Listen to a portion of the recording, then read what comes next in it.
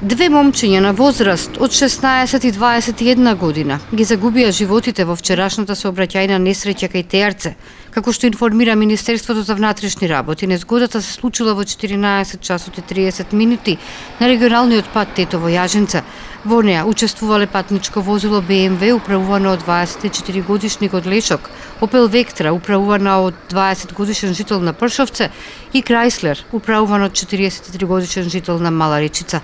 Во незгодата на самото место починале со патниците на патничкото возило БМВ, 21 годишниот Даниел од Лешок и 16 годишниот Леонардо од Јегуновце.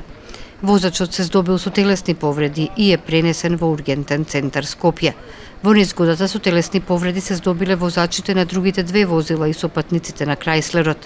Тие се пренесени во клиничката болница Тетово и се задржани за понатамошно лекување.